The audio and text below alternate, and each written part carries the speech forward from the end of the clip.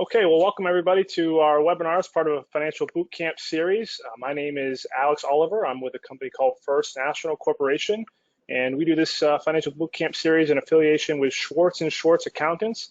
Appreciate you joining us today. Our presentation today, how to become financially independent and retire early. This is a great webinar, really full encompassing of a lot of different topics. We'll talk about tax, insurance, investments, a little bit of estate planning, and a lot of different considerations that I see around this movement to FIRE that I just want to bring to your light from the perspective of a financial advisor. Just talking a little bit about First National Corporation for a second. Our company is located on the South Shore of Massachusetts in Rockland, just outside of Boston. We are what's called a registered investment advisor, which means that we actually serve as a fiduciary to our clients. Two sides to our business. One is the wealth management side, where we work with a little over 450 families now, managing around $450 million in assets. That's personal wealth, so retirement accounts, college savings accounts, managing their investments and implementing their tax strategies. And then on the other side of our practice, working with 401k, 403b, cash balance retirement plans for business owners to put those in place. So what we're talking about today, I want to make sure I really outline that there's a lot of different directions that this topic can go into. As with all the presentations I do, I make sure I put this disclosure up to consult an advisor or conduct your own due diligence before implementing any strategies here. Certainly we cannot take anything here as personal advice. Some of these other topics, there can be a little bit more maybe cookie cutter ways of handling this, but today's certainly not. A lot of different scenarios that go into trying to retire early. And before I really dive into this presentation, again, we're continuing our bootcamp series that we've done with Schwartz & Schwartz Accountants for the last couple of years now. And if you'd like to see any other webinars that we've put on in regards to this series, you can always go to schwartzaccountants.com/events. And this is just a small sample. I think we're up to 16 or 17 different webinars now, where again, we talk about various different personal finance topics, all the way from student loans up to retirement. So feel free to visit those and get a little bit more information. So, before we start, I just want to make sure I define exactly what we're talking about and why I felt compelled to make a whole presentation on this. So, the idea behind becoming financially independent, retiring early, I think is something that's always been around to some degree, but has become very popular over the last, say, 5 years or so, where again, people are working hard, they're in their 20s, 30s, and 40s, they're raising their families, but they also have their thoughts around maybe not doing the traditional model of sticking around till age 65 or 70 to retire, and actually wanted to retire at a much earlier age. My observation of that is that we have had a great stock market for the last 4 or 5 years, so some exceptional returns there. Also, the economy has done fairly well, so wages have grown, relatively significantly for high-income earners. So a lot more people that are thinking about these things, getting into real estate investing for passive investment. So that's great. I love to see people taking control of their finances, but just want to make sure I, again, from the financial advisor perspective, bring up a lot of the considerations that you want to think about before going too much into this. So, again, high level, I want to talk about some mentalities here, some philosophies. I think, this webinar is sort of interesting to me. We do these webinars, again, for the last couple of years, and we might get, upwards of 30, 40, or 50 people registering. Today, we had over 100 people register for this webinar, which just tells me that there's a lot of people out there maybe working a hard day today and really looking for a way to get out. And so I like to throw in this slide as to maybe why most of you are here, thinking about having tons of money, sort of having a lottery, if you will, and making snow angels in your piles of cash, retiring early, getting on a boat and going somewhere warm. Again, I'm sure that's the motivation for why some of you are here, which is fine. I'm not sure I would go that, complete route. But the other route that I want to make sure I talk about today is, some of the reasons around why this might be more of a need than a want. The first slide I showed you there might be sort of like in the want category. Wouldn't it be nice if I retired early at 45 or 50? But there's another component here that maybe I'd say motivates me more personally, which is things that might not be in my control, like a company downsizing or industry changes. As somebody who's young, I know that over the next 20 or 30 years, there's going to be a lot of different changes to how businesses are run. There's a lot of jobs that were popular 10 or 20 years ago that don't even exist today. So I keep those things in mind.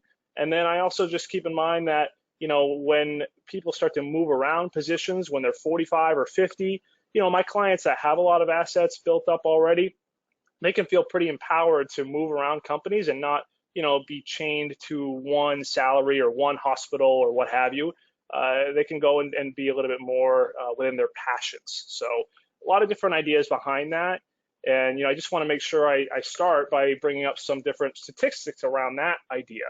Because and I'm going to throw a lot of slides up here from JP Morgan, which goes over a lot of data, especially around retirees.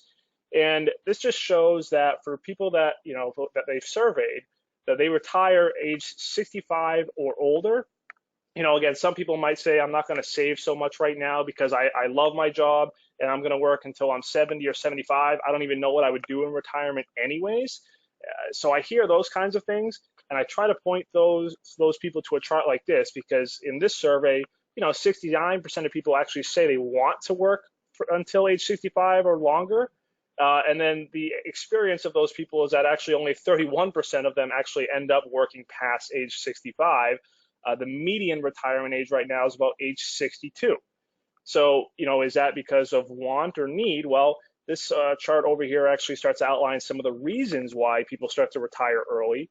The top one being a health problem or a disability, some reason why you have to get out of the workforce. That's, again, out of your control. Again, staying in this green theme here, changes at the company, downsizing, another work-related reason, taking care of a spouse.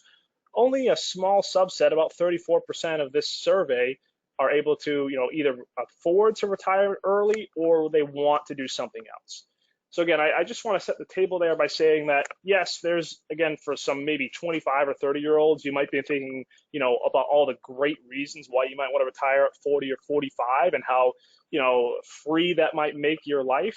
But, for people that have seen older family members that have run into these issues, I can speak to myself only to the degree that when the 2008 recession happened, I was in college. And so I saw a lot of seniors or people that are 1 or 2 years out of college actually struggle to find their first jobs and maybe go a year or two without finding a job. And I'm sure some of you have seen colleagues or know of people that, again, had to get out of the workforce a lot earlier than they expected, just as their investments were also taking a tank.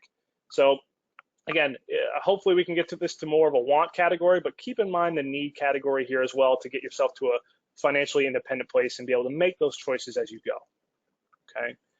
Also setting the tone here, I also realize that a lot of our, say, audience members here are going to come from different money scripts based on how your parents taught you about money, based on how your first, say, 10 or 15 years of employment have gone. And I just, encourage putting up this pyramid here just to get an idea as to where you stand on the path toward this freeing category where your passive income is greater than all your expenses. That's, again, what we're trying to get to. But, along the way, we have to go through the surviving phase where we're just trying to get our expenses to be lower than our income. We're trying to get rid of debt and not take on any new debt, especially once we get out of college and we've got student loans, we buy a house, we've got a mortgage. Hopefully we're not taking debt on the automobiles that we buy or anything else, but obviously getting out of debt is an important part of getting to FIRE. Learning is probably where a lot of you stand, maybe in the learning or investment categories, where you're starting to learn about getting an emergency fund, you're setting some goals, you're learning about all the different accounts out there, which I'm going to talk about, you're learning about index funds and keeping your fees low. Hopefully you've gotten to a point where you started to diversify your assets. You're not just holding United States stocks, you're holding international stocks, you're holding, the right kind of bonds for your timeline. And then eventually you're getting to a point where, again, your investments are higher and your investment returns are higher than your expenses. That's the goal. So let's make sure we, again, define this goal, high level, what we're trying to get to. Essentially, we want to get to a point where our net worth is going to produce enough income every year that it can sustain our way of life. And we'll talk about this 4% withdrawal rate in a moment and talk about whether that's the right rate and who it's for. But generally, when you learn about, again, FIRE and becoming financially independent, a lot of studies will lead you to this 4% rate, meaning that if I have $1 million in assets, I can take out about $40,000 in yearly income on a pre-tax basis. The idea behind this is that my $1 million should also earn about 4% in that year. So again, I'm taking $1 million, I'm taking $40,000 out. The remaining balance is earning me $40,000. And December 31st, I still end up with a $1 million balance. Okay, so in perpetuity, if I don't have to spend more than the $40,000, that amount of assets should allow me to get through retirement, again, without running out of money at the end. Looked at another way and said another way, this equates to about 25 times your expenses. So based on your income level and your spending level, whether you live in Boston or Maine, your expenses, I'm sure, are very different, or maybe you're going to retire to a low expense state. But essentially, when you're getting to that point, you want to really take a hard look at that. And again, if you're a high spender and you're spending $100,000 per year, we're looking at $2.5 million in assets. But if you only spend $50,000 per year, you only need $1.25 million in assets. So again, we want to make sure we look at both equations there. We'll talk a little bit about these two. It can be applicable to put in rental income if you've got 2 or 3 investment properties that you're going to use as your retirement vehicle. Social Security, I throw it in here, but really just keep in mind that I'm usually not encouraging my clients to take their Social Security until they're 70 years old. So this is not going to be applicable if you're retiring at 50 for the first 20 years of your retirement life. But if you're closer to retirement, if you're 55, 60, certainly we want to make sure we talk about that figure. Okay. So, the 4% number, again, where does this come from? Again, high level, we want to make sure we realize that there is a certain percentage that if we were to draw from our assets, we would eventually run out of money. And what this graph shows is just basically a study, again, from JP Morgan that shows, let's just take the 6% figure for right now. So if I had that $1 million in assets and I was taking $60,000 out of my account every year, how long would it last? And what they do is they go through the past over 100 years of stock market performance. This is actually a 40% stock, 60% bond portfolio, so still relatively conservative, and projects what the outcomes would be on that. And here you would actually see that the 6% withdrawal rate would get you to a little less than 25 years. The 5% withdrawal rate would get you about 30 years. So those two could be a solution for someone who's already 65 years old and is going to live till 95 or what have you and just wants to draw down their assets. But again, for this presentation, we're talking about a 4% withdrawal rate, which again kind of shows us the arc of those potential possibilities. But again, hopefully at the end of the day, ending up with that $1 million balance. And this just shows you again what percentage of the time. The 4% rule, let's just keep in mind, does not work 100% of the time. In this case, it's actually saying at the end of the rainbow, you'll have more than $0 about 84% of the time. Okay, so it's not 100%. We're going to talk a little bit about why we would still use the 4% rule, even though it only is going to help us in 84% of the situations, because you could probably vary that withdrawal rate. But just again, keep this as a preface. Keep this in mind that the 4% number is where we're starting at or using as a starting point. Okay, so again, as we go through this presentation here, I want to start with where you all are right now, which is working, earning money, saving, and then we'll get to the point where if you were to retire, all the considerations that you would need to keep in mind from an investment and tax perspective. But this is a nice little easy chart to just understand, where you should be putting your money. So investing wisely, a tax-efficient investing. Hopefully, most of you in this presentation are taking care of the first 4 here. First and foremost, we always put the 401k match at the top. So if you're going to contribute 3% of your salary and your employer is going to give you a 3% match, that's a 100% return on your investment. So if you're not doing that, I can't imagine anybody here is not doing that. But if you're not doing that, that's step 1. Go get your 401k match. It's actually even higher than high interest debt. So if you had credit cards at 20%, mathematically, you would still want to get the 401k match first before paying off that credit card, because again, just mathematically, you're getting a better rate of return there. After you've gotten through your debt, now you want to move on to a health savings account. This is only applicable for people who have a high deductible health plan, and I'm not going to get into the specifics of that today, but if it's applicable to you, a health savings account is actually more beneficial to you than a 401k. because it's just like a 401k, except for you can use it for health expenses as well and get that pre-tax deduction. So then we go to the 401k, tax deferred elections. We're going to talk about that here in a second.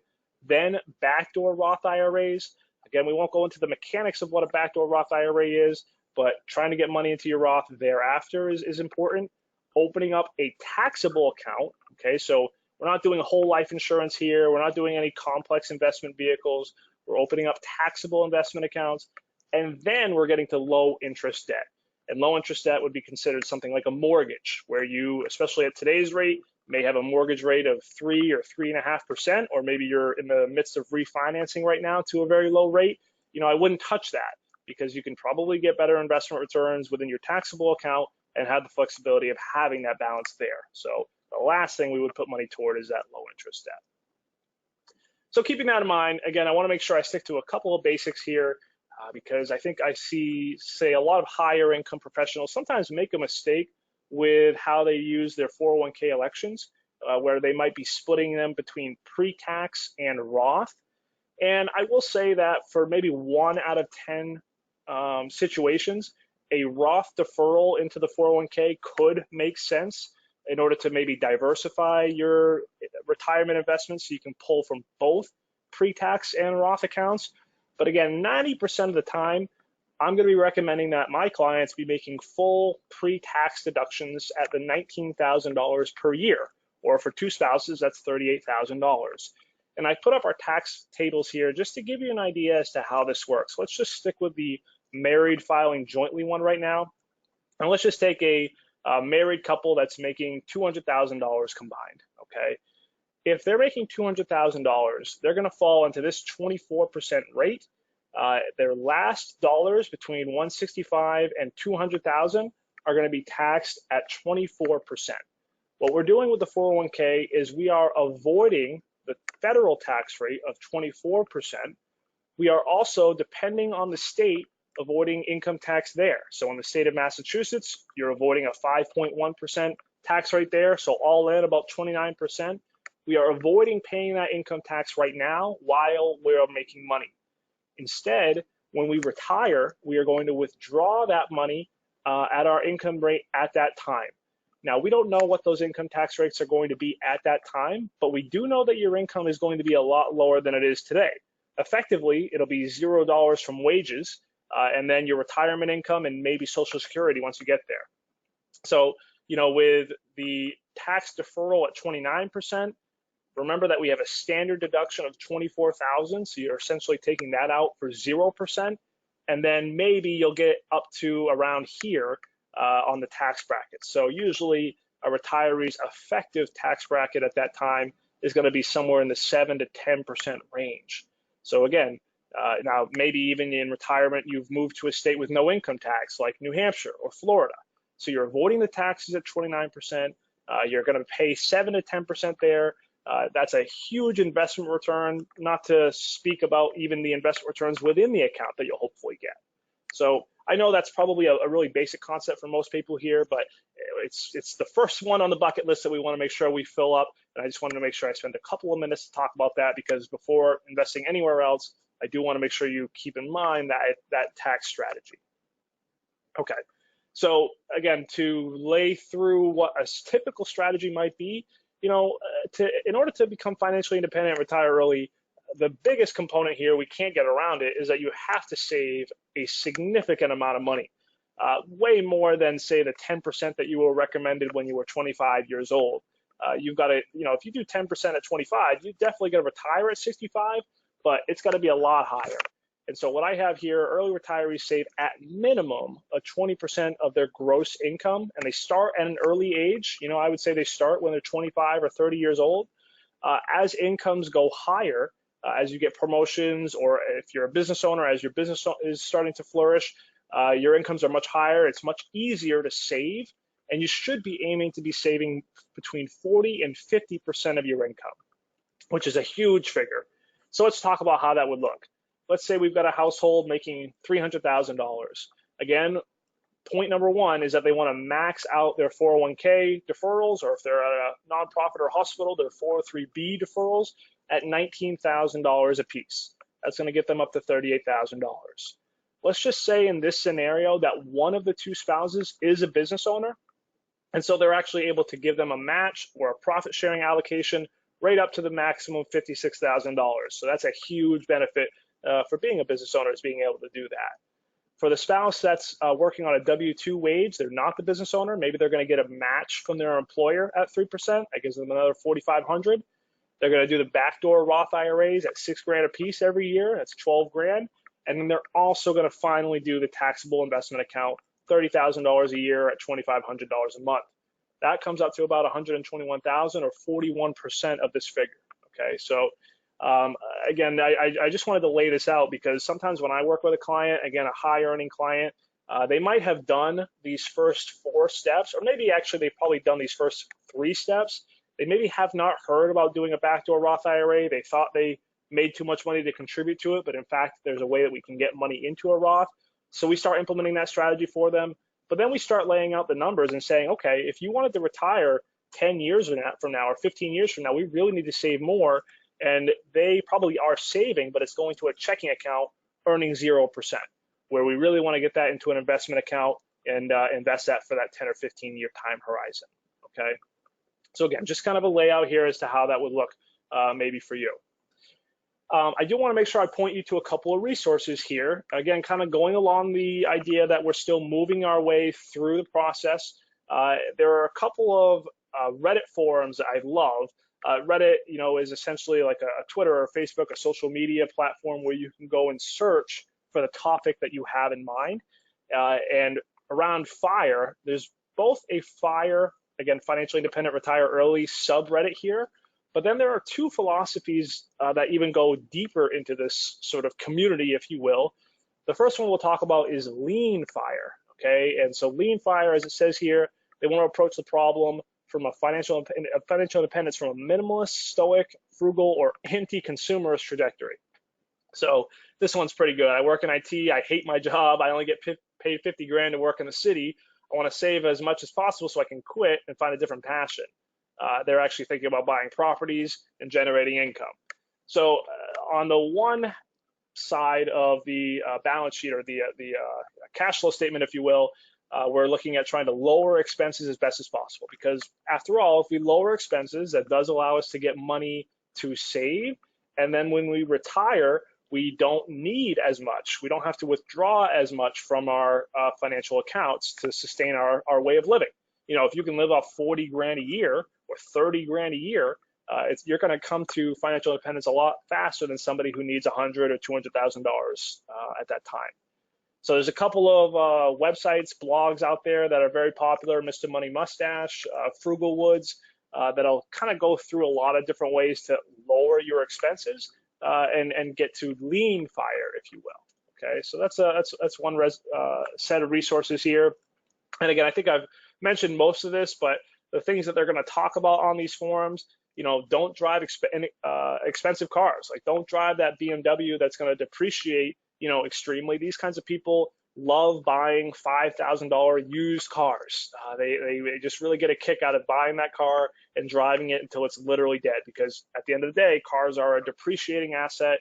They cost more to insure. They cost more to repair the more expensive that they are. With housing, these people are going to be really careful about that. They're not going to buy right in the city. They're not going to buy necessarily in the nicest school areas. They're going to get by with what they feel is a good value for their family situation. They're not going to buy 5 bedrooms. They're going to buy 2 for, again, what they need. Children's education savings, that's an expense here. It's not part of the savings equation. And this really allows us to have some good philosophical questions, with our spouses and our kids, to say, yes, I'll pay for in-state tuition. Maybe I'll send you to UMass Amherst or University of Maine. But if you want to go to a private school, you've got to take out loans to do that. Because based on my financial goals, I certainly wouldn't be able to afford sending you to, Bentley University at $50,000 or $60,000 a year. So that's again a big tenet as far as lean FIRE goes. They also are big proponents of signing up for credit card bonuses. So from a credit card's perspective, they always are offering big bonuses to people to try out their credit cards. They might give you free miles. I can tell you personally, I basically got a free trip to Japan using one of these credit cards. But certainly, you don't want to go down this route if you're not responsible for your credit cards and you don't pay them off every month, or you don't close them before the annual fee comes. So I think this is a good way to lower your expenses, but just be careful. And then I just have learning to cook, obviously keeping your your restaurant experiences to a minimum, and then just evaluating all monthly subscription services, because again, as part of your route to FIRE, you need to get the expenses as low as possible. Okay, so that's one side of the equation, lower our expenses. The other side of the equation, we're going to call it fat FIRE. So, essentially this is people that want to earn as much money as possible so that they don't have to change their standard of living at all. If they want to go out to restaurants, if they want to have a nice vacation, if they want to put their children through expensive private schools, they want to go through a mentality that's more about abundance and sustainability.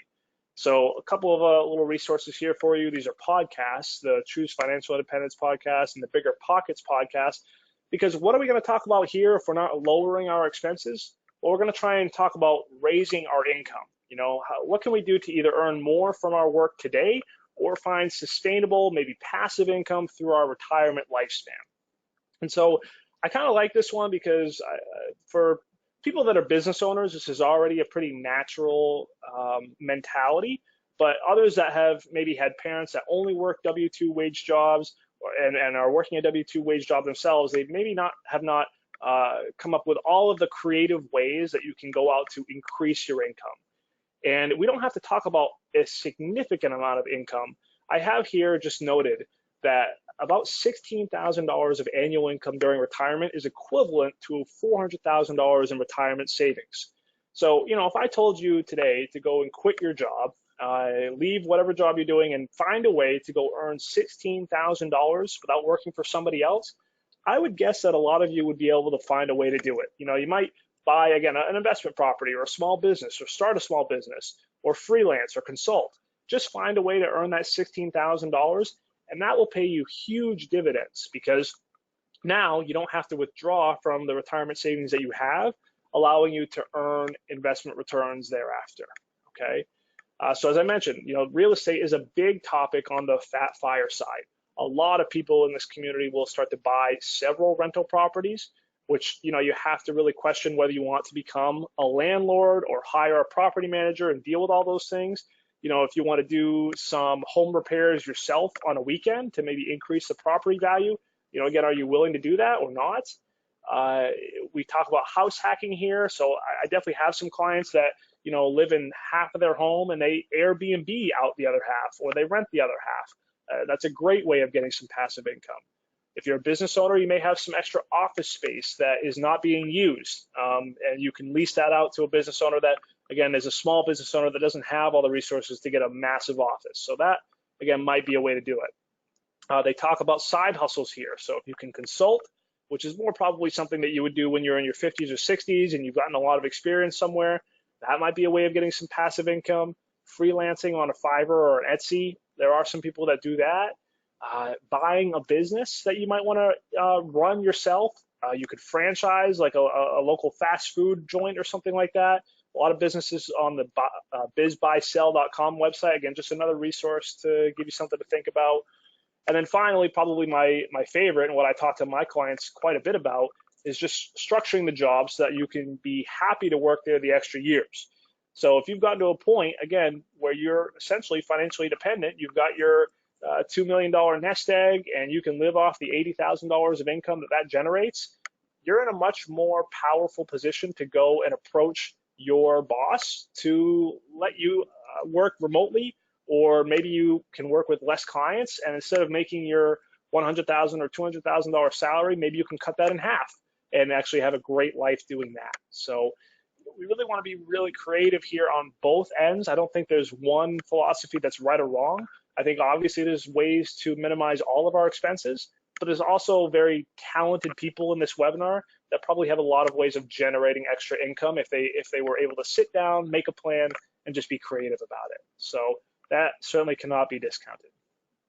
Okay, so we've done a lot of the sort of high level things that we can handle, but let's talk about how this actually plays out. again, as a financial advisor, I read some of these posts on forums, and I read somebody say, I'm 35 years old and I have, $1.3 million in assets and I'm retiring today. And it makes me cringe a little bit because I think about a 35-year-old who, might live to 100 and has 65 years to live off that $1.3 million. That's a pretty tough road. 1.3 million might sound like a lot, but to fund your lifestyle, God, forbid you have a medical event or some other tragedy that really wipes out your assets. I really hate to see those things. And again, I think it really comes from the recent stock market performance where people are getting a little overconfident with what their investments would do. So let's just talk about how that might look and what we should keep in mind, because this is a standard sort of set of recommendations for a general retiree. Again, I think all of you know this. Typically, when you're young, you're supposed to be majority stock. As you get older, you're bringing this down. And then when you retire as a 65-year-old, you might be 50% stocks and 40% bonds, 10% in cash, so that way you have a stable amount of income to draw off over the next 1 or 2 years. But as I've kind of said here, why is this a standard recommendation for retirees? Well, we're going to talk about sequence of returns risks, which is what happens if we go through a 2008 recession and how long do we have to get back what we lost. And will this work for someone retiring early? I would say absolutely not. If we were to do a 50% stock portfolio at age 35, I just don't see that generating the enough income, especially at today's interest rates, to be able to sustain your way of living over 65 years. These are the kinds of investments that maybe over 25 or 30 years will work, but not for a longer time horizon than that. Again, let's go back to what we had talked about earlier. We're going to have a little chart here again from JP Morgan, which is going to talk to us about withdrawal rates and comparing that to different portfolios. On the extreme side, let's just say that you only had a 1 or 2% withdrawal rate. You're drawing a very low amount of your assets every year, which is great.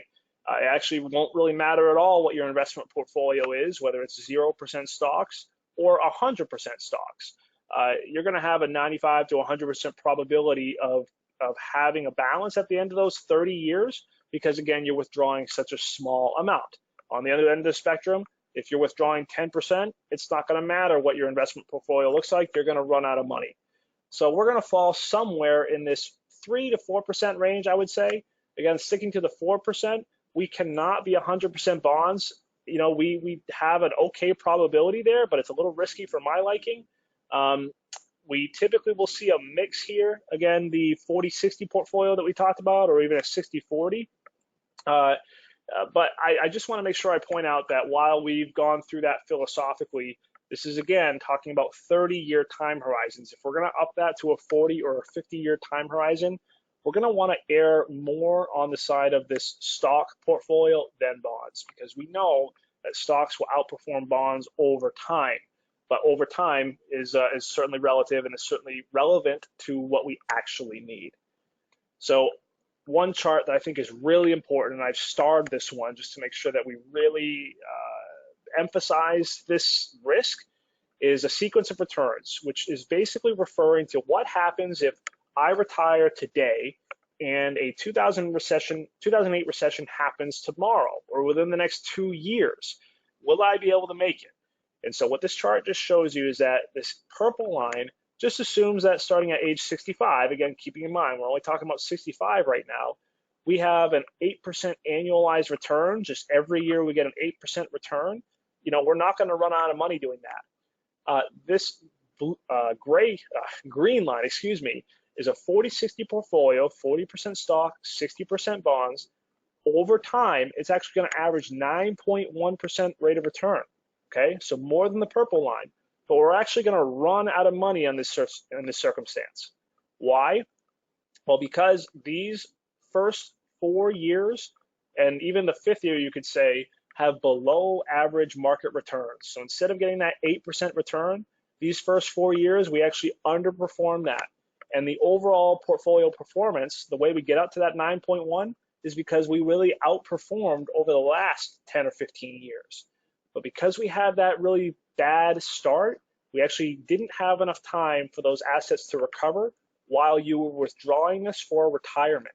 So we want to make sure that we balance a lot of things here. We don't want to be super risky right around the time that you retire. Typically, when you're 65, a typical portfolio that I would run starts aggressive from ages 25 through 60, gets really conservative from ages 60 to 70, and then maybe picks up risk as the years go on.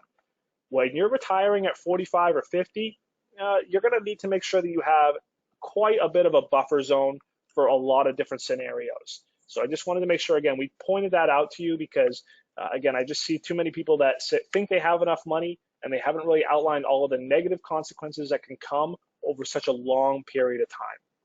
One thing that this little box over here talks about, which I think is important to point out, are actually annuities, which typically I'm going to raise my hand and say I'm not a huge fan of because essentially we're paying an insurance company to give us a guaranteed stream of income over a period of time.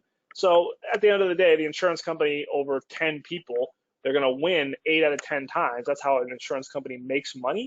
But for somebody who was retiring at 45 or 50, and because we have such a long period of time that we don't know what's going to happen, I might encourage a small annuity that maybe guarantees you a $20,000 or $30,000 fixed amount every year to sort of diversify what we have instead of just relying on unknown stock or bond returns. So again, something I don't typically recommend annuities, but might come into the equation if this is really a consideration for you.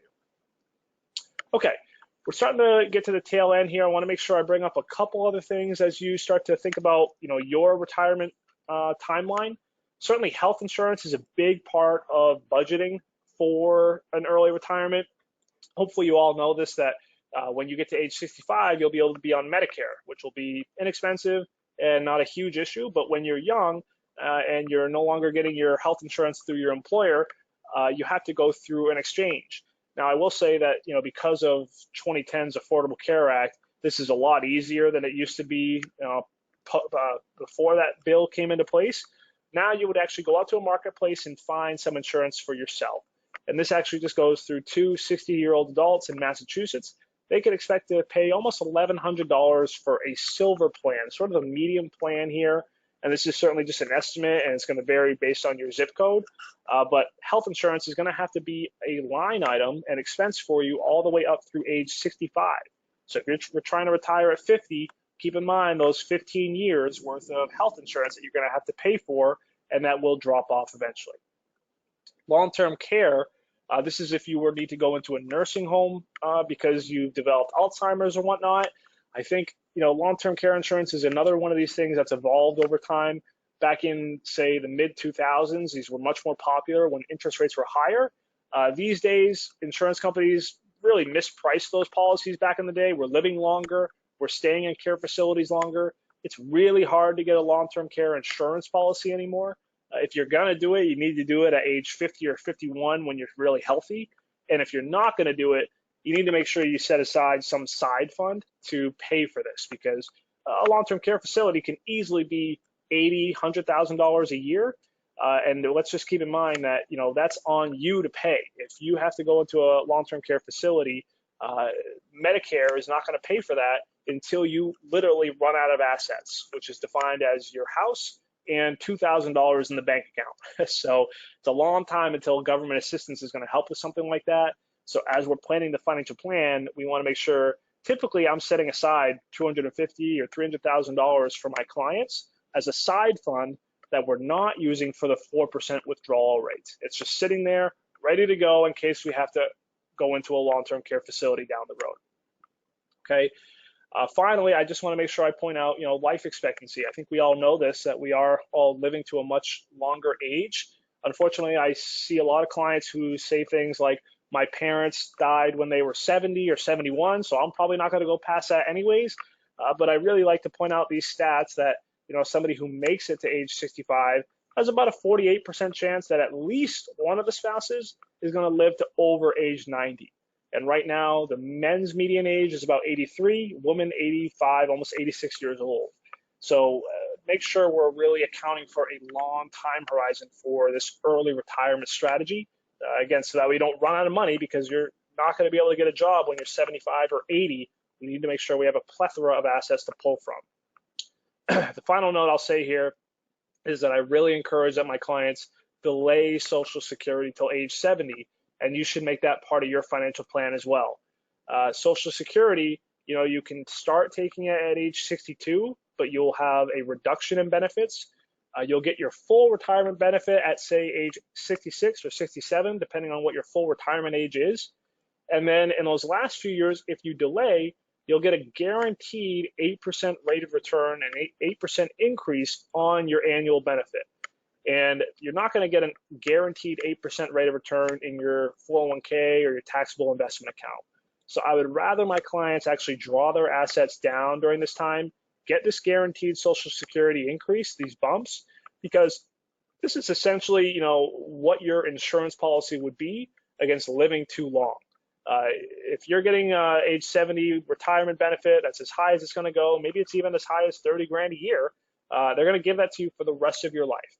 Now, obviously, if you pass away at 75, you will have lost on that bet. Typically, the break-even points are ages 78 to 82. You have to live longer than 82 to get the most benefit out of Social Security if you wait till age 70. But the whole point here is to make sure that you don't run out of money. And our best bet of that is to make sure you have a high Social Security income that we can rely on every year. So delaying Social Security, also a big part of this entire financial plan. So that way when you're ages 60 to 70, you can plan appropriately for withdrawing from assets. Okay, and I think my final note here that I really want to bring up is how these plans do change. And this is just going into spending categories. We should acknowledge from a very high level that when you're in your 40s and 50s, you're spending the most amount of money that you ever will. You've got children, you're putting them through school, you've got your own expenses to get through work, you're buying your own clothes and food, etc. But many studies have shown that your expenses are going to gradually fall over time. Some of your healthcare expenses may climb.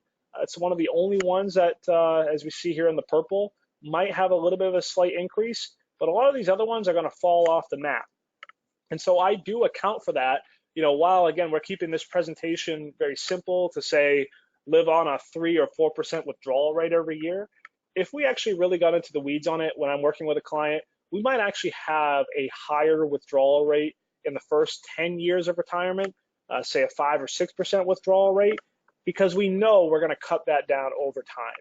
And as long as we're kind of having those conversations and getting on the same page with what that financial plan looks like, honestly, as you've heard this presentation today, you may have been a little bit overwhelmed. You may have seen some pretty big numbers here that make it seem like you'll never be able to retire.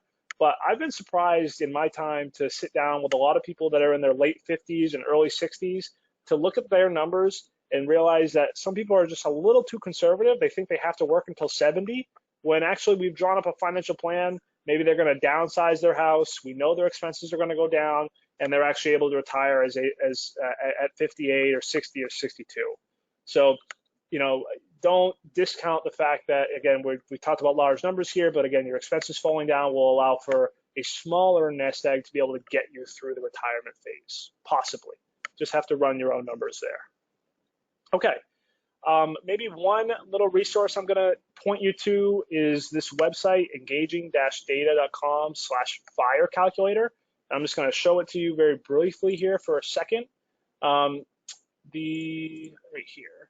This little calculator is just something that you can run some numbers on for yourself to figure out, when would I be able to retire? So I just put in a 30-year-old with $200,000 in investments. They're going to have an 80% stock, 18% bond portfolio.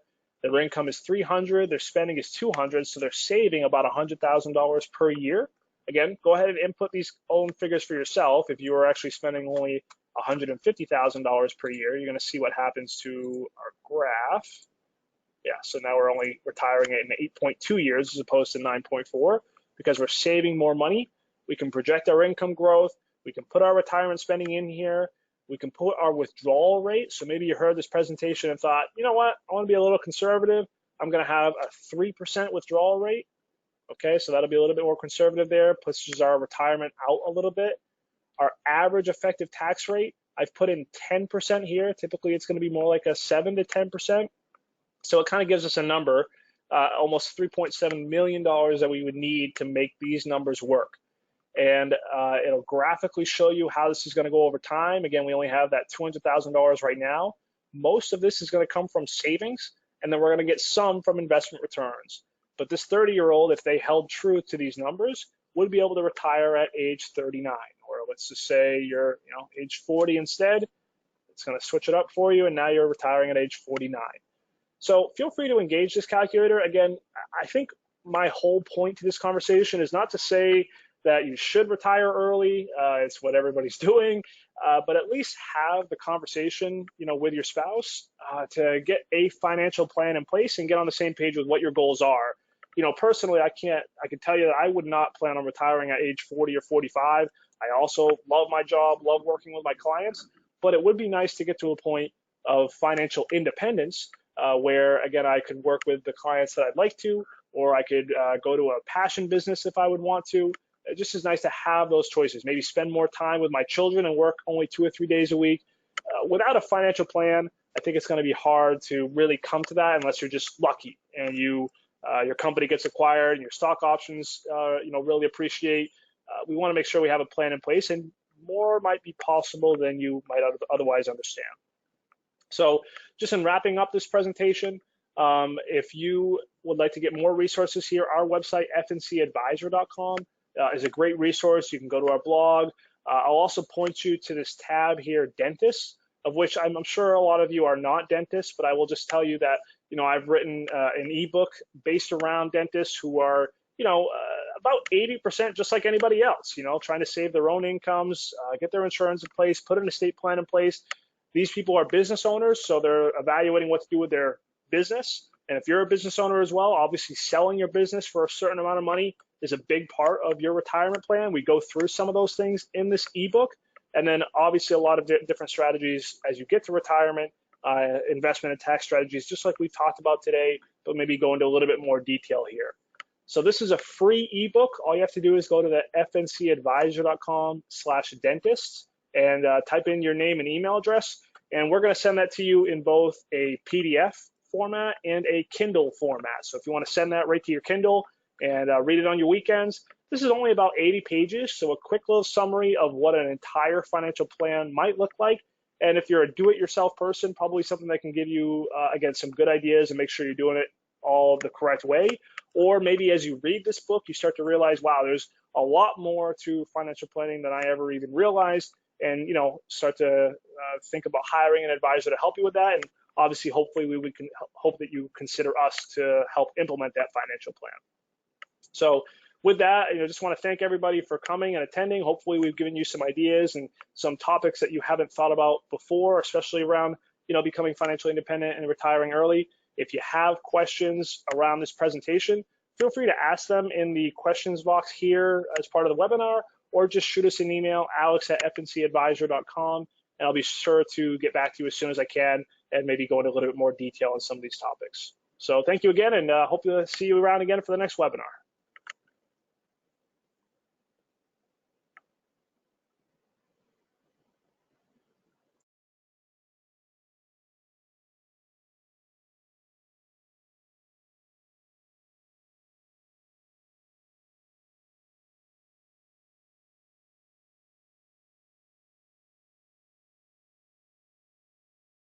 I will come back if the person that asked that question on our box, sorry I didn't catch it a little bit earlier, but somebody did ask in our little questions box here, if we are not sure about the longevity of Social Security itself, why should we delay our Social Security withdrawal? Great question for those of you that have stuck around. Obviously a big topic for retirees that go into retirement. As we probably all know, Social Security is basically a fund that is projected to run out of money over the next 5 or 10 years. So a lot of thought to maybe someone who's 30 or 40 years old, even though SSA.gov tells me I'm going to get $20,000 per year, how do I know that's still going to be the amount, 20 years from now? I think that's a really valid question. So if that's a major concern of yours, it would certainly be part of your financial plan. And, really, I'm not sure that I would encourage taking Social Security early because of that. Because my sort of thought in reading a lot about this is that the people that this would really affect would be younger people who are 20 or 30 or 40 years old who have not tapped Social Security. It would become a major issue, and maybe it's either they pay more taxes on their Social Security income, Right now, you pay you pay a very low rate on your Social Security income. They could always raise the taxes on that, especially for high income retirees. I don't see a scenario where it's ever going to ever go away or be cut significantly. Because frankly, there's just a lot of retirees that really rely on this, that have almost no other income other than their Social Security income. So, sometimes in my financial plans, we might write that the Social Security is going to be cut by a third. Instead of maybe $30,000, it'll go to $20,000 per year. I think that's perfectly valid, and you can certainly do that. Just as you're making your financial plan, consider that. If you're already age 62 or 65 or 67, not really a consideration. It would be completely politically unfeasible for the left or the right to initiate something like that and not have complete outrage over all these people that, older people typically go out and actually vote, and they would be certainly dismayed to see their Social Security benefits cut just as they retire. There would be a mutiny, if you will. So wouldn't be a consideration for somebody who's in their 60s or 70s. Hope I answered your question there, and hope the guy that asked that is still around. If anybody else wants to ask a question, I'll hang around for 30 seconds or so. Otherwise, thanks everybody for joining.